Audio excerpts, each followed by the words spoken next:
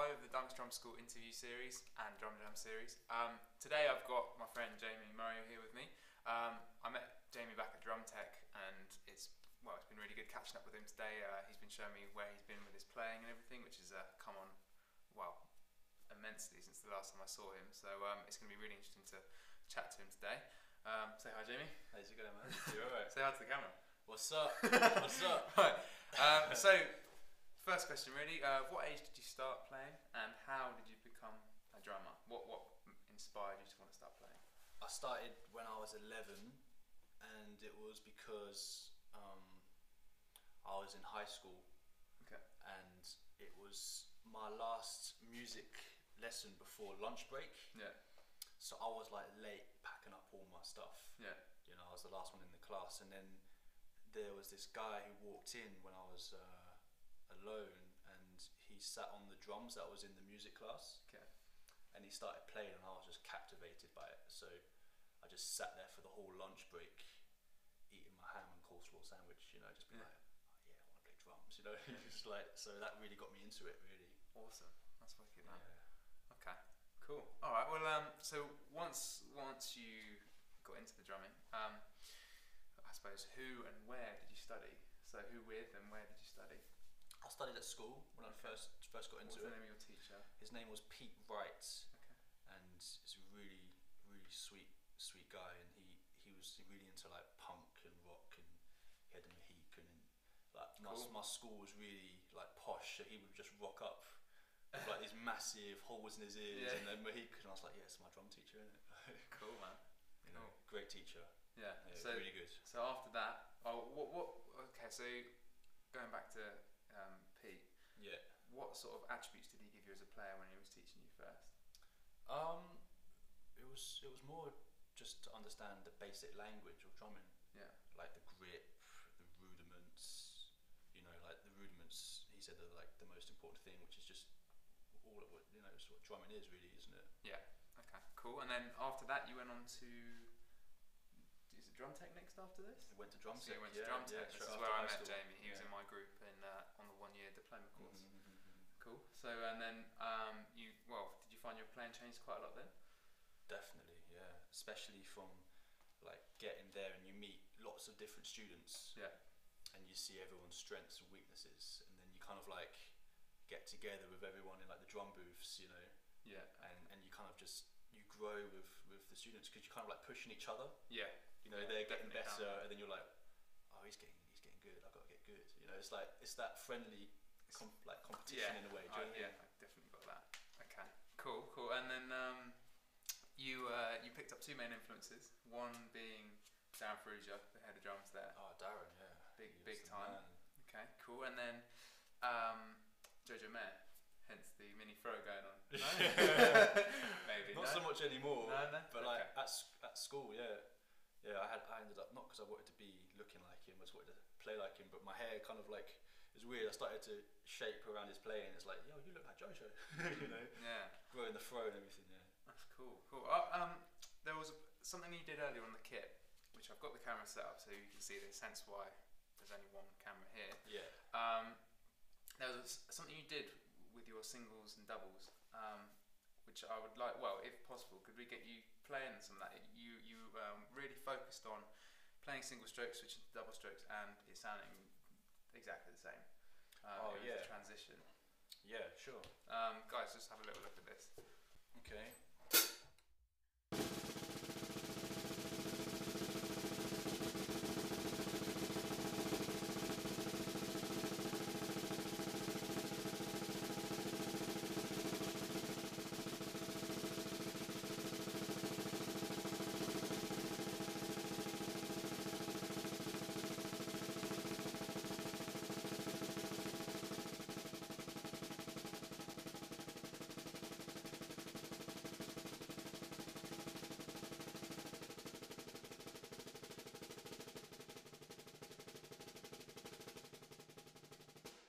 Cool, okay. Awesome, really good, man. Also, some of my students are going to be wondering what's going on with the thing on the snare drum. Why have you got that on the snare drum, Jamie? That's my Oyster card ticket. This is Oyster card, okay? Yeah. Well, the reason being is because if you take it off, you got this like ringing sound to it. Like That's the reason why it's got it on there, guys. It's more of a.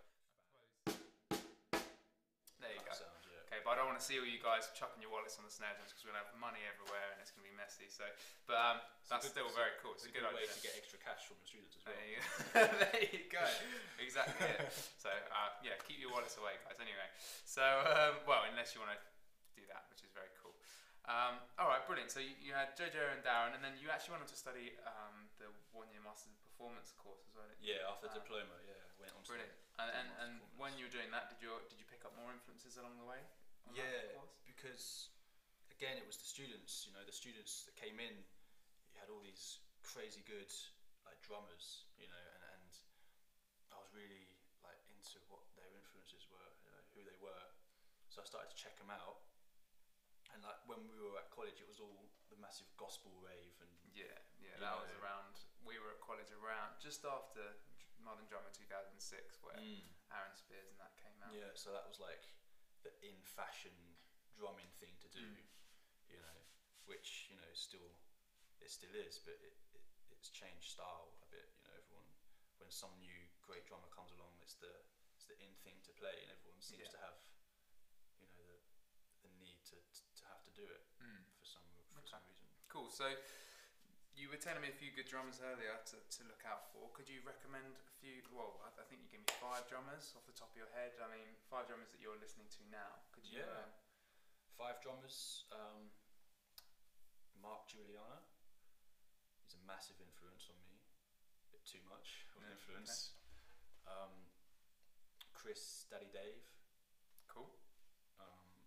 Ari Honig, Eric Harland, and was it Brian Blade as well? Okay. Yeah, those guys. Awesome. All right, well there you go, guys. Go and check those out on YouTube. You said a couple of them play on Jazz Heaven, is it? Yeah, there's a YouTube channel called Jazz Heaven, and it's all these lessons of these guys, you know, and it's really a lot of information and excellent. Become a lot more musical from it. So I'm going to be going checking that out after this interview as well, but you guys should too as well. Okay, so big question now. What has been your greatest achievement in the music industry so far? My greatest achievement's probably the jazz project that I'm in at the moment, because what's that called, Jamie? It's called Nugget, yeah. And that's got any websites or anything? Not for Nugget. I've got my own website. Okay, what's that?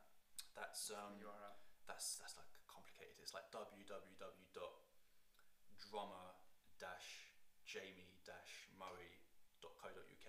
Okay. So I keep update my gigs on there and what I'm up to and stuff. Okay, cool. But yeah, definitely Nugget, because I seem to have found 2 other musicians who I really relate to musically, and we're kind of wanting to say the same things. Okay, cool. So that to me is like a really great thing, because it's so hard to find musicians you can relate to. I think that you want to say the same thing to. Yeah, definitely. Okay, excellent. Every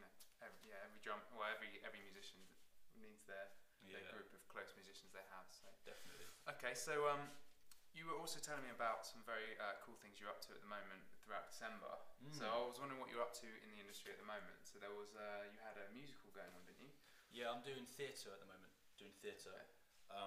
I'm doing Beauty and the Beast. Beauty and the Beast. And which theatre is that showing? That's at the Hertford Theatre, and it's great theatre, really good cast, and really well thought out, and it's quite comical as well. It's really good. Okay. Yeah. Brilliant. That's running through December the 1st all the way through to January the 1st, and that's 10 shows a week, is it? Yes, it is. Yeah. Big. It's quite intense. A lot of playing. But that's excellent, man. That's excellent. Okay, so I mean, with that going on, and you've got a few students you've been telling me about. Yeah. You know, you're a very advanced player. You've got a lot of things going for you. I would quite happily say that you've managed to shape a career in drumming. Would you say so as well? Yeah, I would almost say that. Yeah. The only reason being is because I'm making a living from playing, but I've got lots of other goals to achieve. Is that career-based or financially, or both? Everything really, always financially. Yeah. I mean, you're quite young. I mean, well, I'm 24, which isn't old, but Jamie, you're 22, aren't you? I'm 22. 22. Yeah, So yeah. he's younger than me and a bigger player. but you know, it's very exciting. I'm very excited for you because you know you're at the beginning of it all, and you're already doing big things as well, and you've got so much ahead of you, which is going to be awesome. So okay, so where do you hope to go from here in terms of playing, in terms of career goals? I mean, have you got any goals in sight that you'd like to reach? It's difficult to say. I just want to.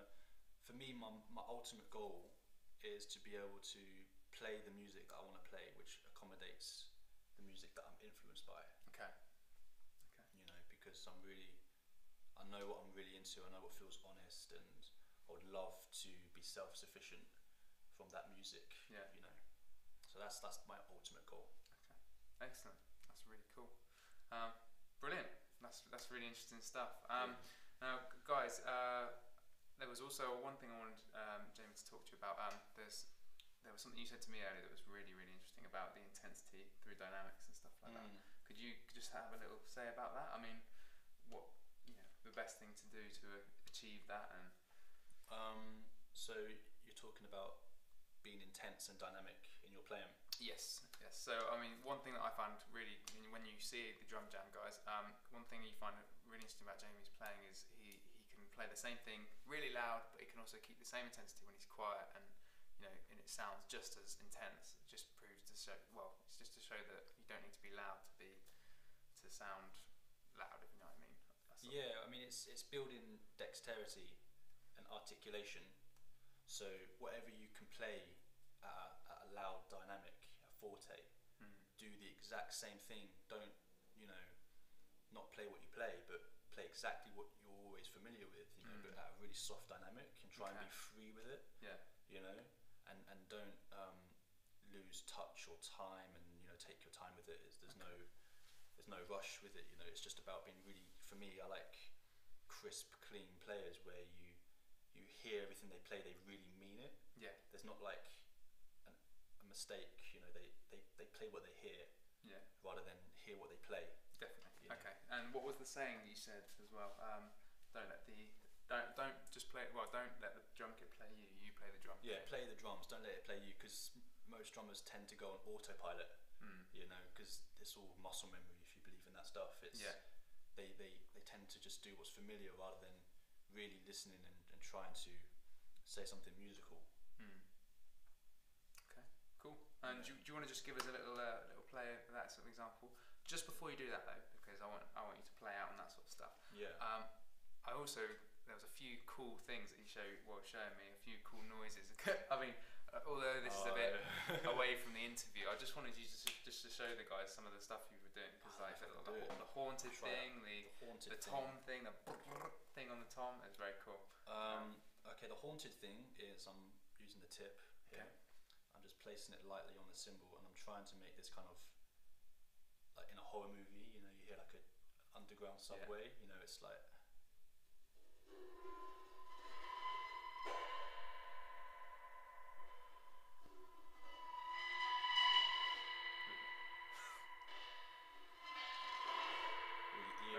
Very cool. And this one is. That's very cool. And which drummer was it that you saw that from? That Chris Dave? I saw this from Ari Honig. Ari Honig. Okay. He finished a solo, and he just went like that, and that was it. It was deep. Awesome. Okay, and then was there any others you wanted to show, or? I mean, they're my scary sounds. Your scary sounds. Okay. That's Alright, really cool. it. Well, Jamie's going to do a little playing for you now. Thank you for watching this, guys. I hope to see great things from Jamie in the coming years. Hopefully, when you're massive, you'll come back for an interview, and another interview anyway. So cheers, guys. Cheers, Jamie, and have a little play. Alright. One of those drum solos.